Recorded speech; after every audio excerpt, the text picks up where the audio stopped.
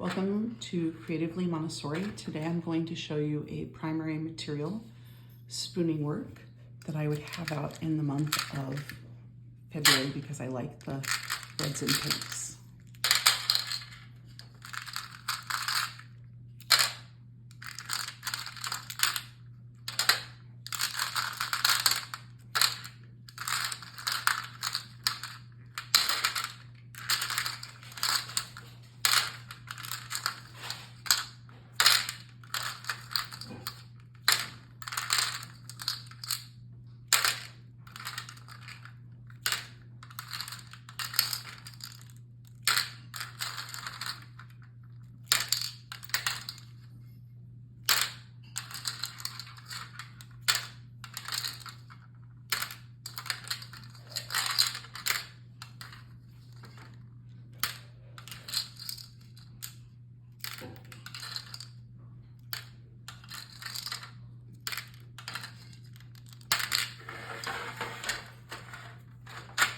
This is spooning work.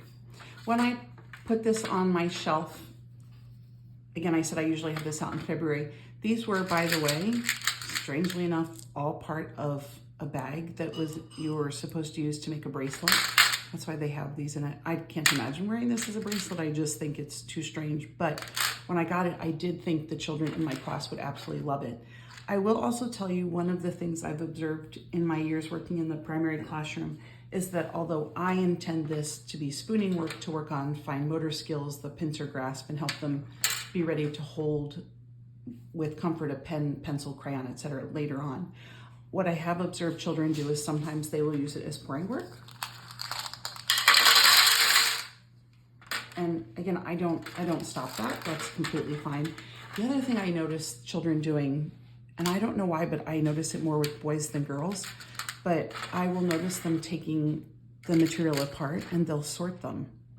So, and again, we do lots of sorting work in the classroom, but they'll do like, these are the light pinks.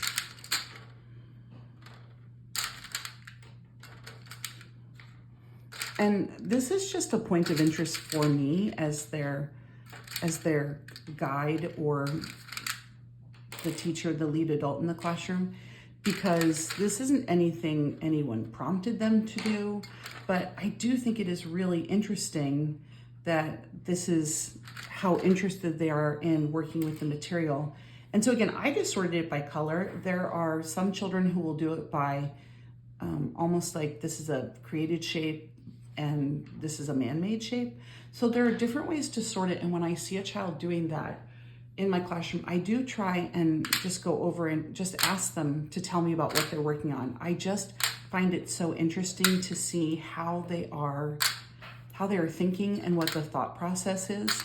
And I think when you do that, you learn a lot about a child and their thought process, and it gives them autonomy in what they're doing and how they're using the material. But also sometimes those are your more introverted or quieter children who maybe don't have as many stories to tell as the extrovert child who wants to tell you every minute of their weekend. And by asking them about this, tell me about what you're doing and, how are you sorting those beads and what made you think of that?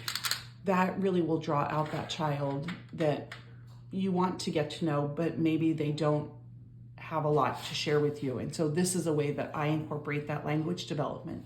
So this was a Montessori primary activity that is, for me, my objective is spooning with that fine motor control. But as I showed you, there are a variety of things that a child would or could do with it in the classroom.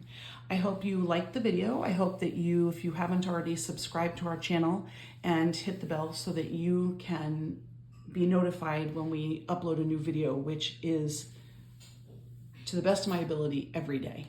I hope to see you tomorrow.